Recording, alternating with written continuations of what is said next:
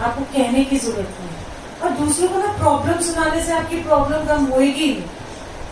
तो इसलिए एक दूसरे को दुखड़ा भी नहीं सुनाना अपना, अरे मेरे साथ ऐ हो गया, वो हो गया। अरे जिंदगी में सारे ही दुखी हैं, तुम ही एक थोड़ी ना दुखी हो। तो जब आप किसी को प्रॉब्लम बताते हो तो क्या करते हो, वो जिसको सुना रहे होते हो ना, वो अपनी भी शुरू हो जाएगा नंबर 1।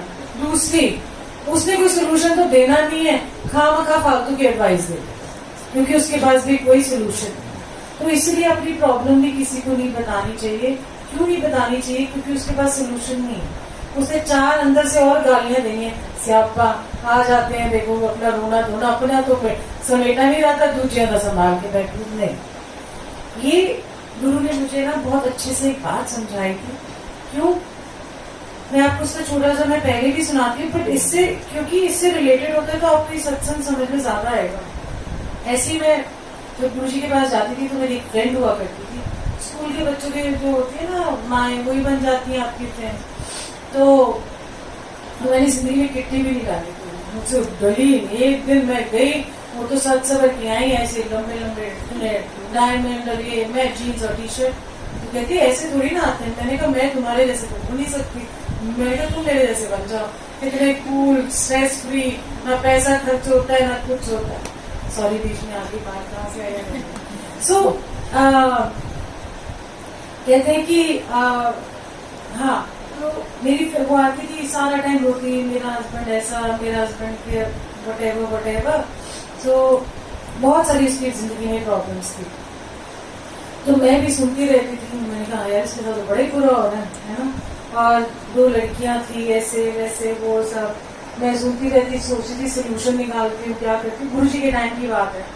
तो मैं ऐसी सोचती रही। मैंने कहा चल तो गुरु जी के पास चल। मैंने उसके हस्बैंड बोला तू भी चल। वो थोड़े नास्तिक टाइप के थे, तो कहते दोनों मुझे हर थर्सडे पूछ लिया कर। मैंने ठीक है पूछ लूंगी। मैं भी शिद्दत के साथ उस बंदे को हर थर्सडे पूछना और उसको चोरी छुपे ले जाना कि हम डिनर पे जा रहे हैं, मैं डिनर पे जा रही हूँ उनका के साथ, और गुरु जी के पास ले जाना। वहां जाके उसे जार रोना।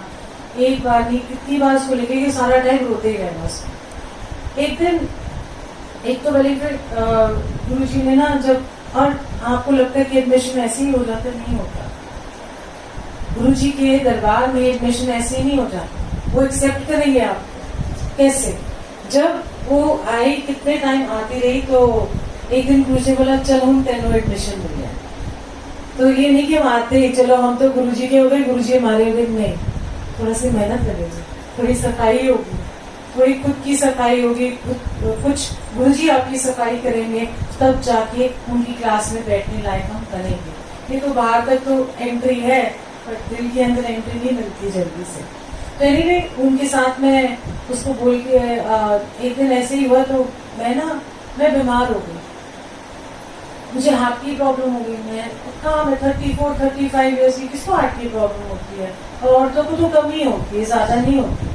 तो हार्ट की क्या, जब मैं डॉक्टर के पास गई, आयुर्वेदिक डॉक्टर के, नर्व्स देखी, कि ना आपका दिल सही जगह पे नहीं है। आपके दिल में क्या हो गया? मैंने तो मेरा दिल तो सही जगह पे है, कि कुछ उठा पटक चल रही है आपके दिल में।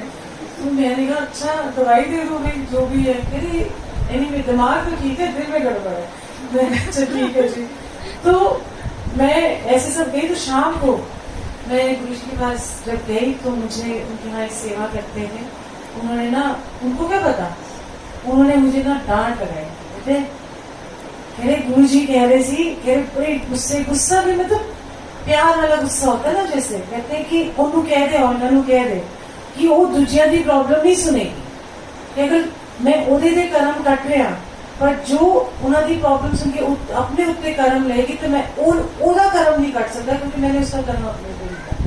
कहते वो मैं नहीं कटना, जो एदा है ऐसे मैं कट के आना।